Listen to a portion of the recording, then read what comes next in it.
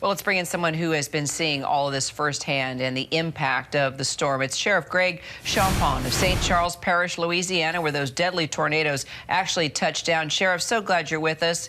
It's heartbreaking just hearing these stories. Once again, your community dealing with the aftermath of yet another storm.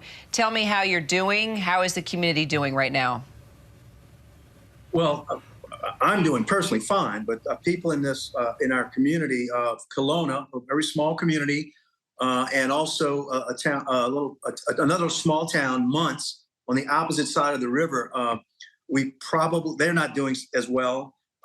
We had what has been determined to be an F2 tornado, which in effect, which damaged an entire street in the small town of Kelowna.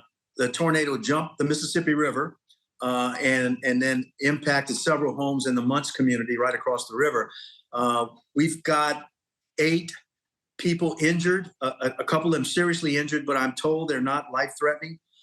We also have, unfortunately, a beautiful lady who passed away as a result. She was right in the path of this, and her home was destroyed, and she passed away. And so that's the worst part of this tragedy for us. We can fix property, but we can't bring her back, and that's the saddest thing about this. But this was a devastating tornado. It happened so quickly. There's no time to prepare for these things.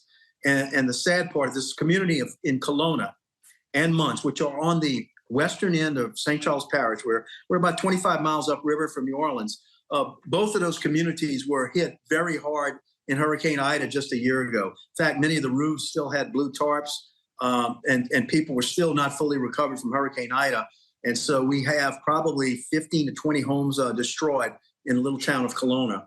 And so we're just, devastated over that. But we're going to do everything we can to, help them recover and rebuild and try to have some semblance of Christmas for their families there. Absolutely, and I know Kira and I have both been down in Louisiana for some of those storms. Yep. And the people of Louisiana show remarkable togetherness, solidarity with each other in this time. I do want to ask you about the timing of this tornado. How unusual is it this time of year? It's a December tornado. Is that common down there? And for those who have lost their homes or been forced to relocate, what kind of resources do they have, and what do you need most right now? Well, about the timing, first off, it is unusual for us to see tornadoes, but we're seeing some of these frontal systems come in with the Gulf moisture being sucked up ahead of the winter storm, and the conditions obviously were just right for that. But it is not that common. I mean, normally our tornadoes are sometime in the spring, and they're spawned as a result of hurricanes coming ashore. So this was a different situation. And our governor just left our parish, and 4 parishes that I'm aware of, 4, maybe 5 parishes were hit by separate tornadoes yesterday. So it was pretty widespread and sporadic, and unfortunately totally random.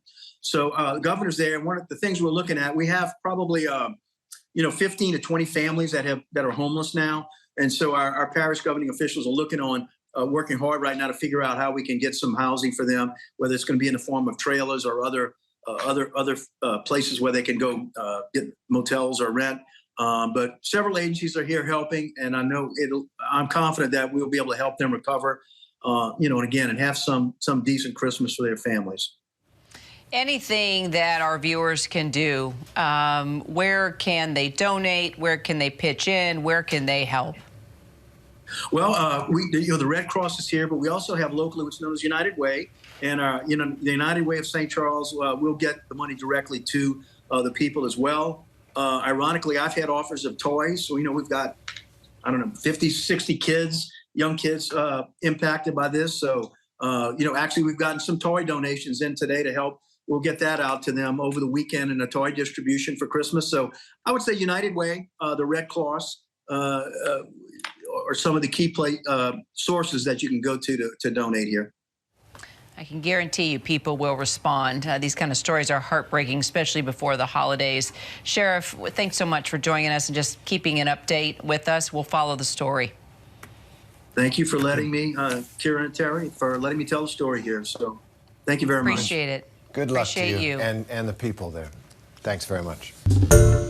Hi, everyone. George Stephanopoulos here. Thanks for checking out the ABC News YouTube channel. If you'd like to get more videos, show highlights, and watch live event coverage, click on the right over here to subscribe to our channel. And don't forget to download the ABC News app for breaking news alerts. Thanks for watching.